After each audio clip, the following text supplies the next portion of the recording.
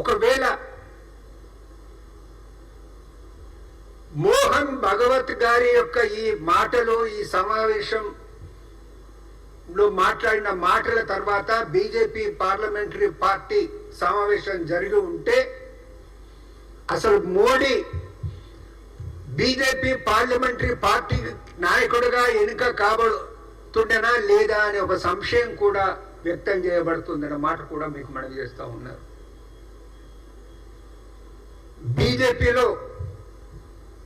BJP ప్రభుత్వం అంటే NDA ప్రభుత్వం ఏర్పడిన తర్వాత పాత మంత్రులకే వారికి అదే పాత శాఖలు కేటాయించడం వలన ఆ పాత మంత్రులతో మోడీ ఎంత భయపడుతుండో అది స్పష్టమయ్యింది.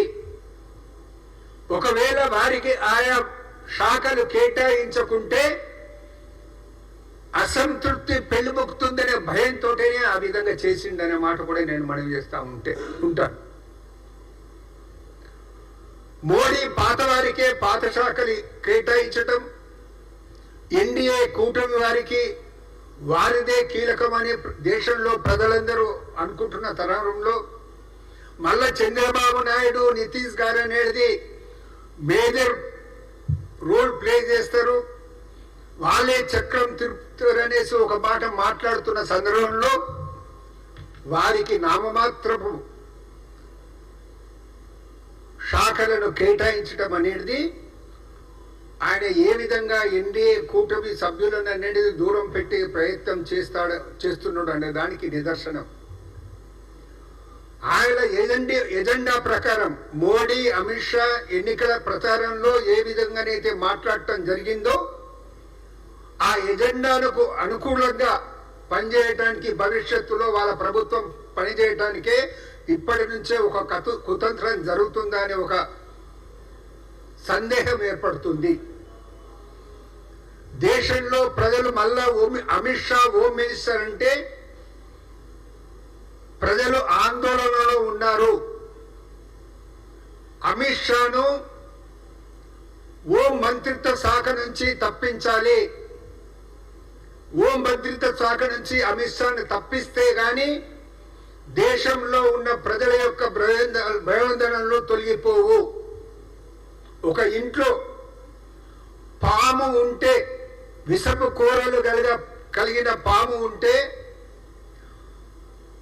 ఆ ఇంట్లో ఉన్నవారు ఏ విధంగానైతే ప్రశాంతంగా నిద్రపోరో, అమిత్ షా హోం మంత్రిగా ఉన్నంత వరకు ఈ దేశంలోని ప్రజలు ప్రశాంతంగా నిద్రపోయే అవకాశం లేదు, ప్రశాంతంగా జీవించే అవకాశం లేదు అనే మాట కూడా మనవి చేస్తా ఉన్నాను. ఇప్పటికే అజిత్ పవార్ గారు, తర్వాత శివసేన షిండే గారు వాళ్ళ అసంతృప్తిని బాహటంగా వ్యక్తం చేయడం జరిగింది. నితీష్ గారు, చంద్రబాబు నాయుడు గారు వారికి ఉన్న పరిమితుల దృష్ట్యా, వాళ్ళ రాష్ట్ర అవసరాల దృష్ట్యా వారు అనేది ఎన్డీఏకు మద్దతు అన్నమాట తెలుపుతున్నా ఆ మద్దతు వారికి ఎంతవరకు గౌరవప్రదంగా ఉంటుందో భవిష్యత్తులో మనకు తెలుస్తుంది. నేను ప్రధానంగా కాంగ్రెస్ పార్టీ నుంచి డిమాండ్ చేసేది ఏంటంటే, ఈ దేశంలో ప్రజలనేది ప్రశాంతంగా నిద్రపోవాలంటే, హాయిగా నిద్రపోవాలంటే, గుండె మీద చేయి వేసుకొని నిద్రపోవాలంటే అమిత్ షాను హోం మంత్రిత్వ శాఖ నుంచి తప్పించాలి.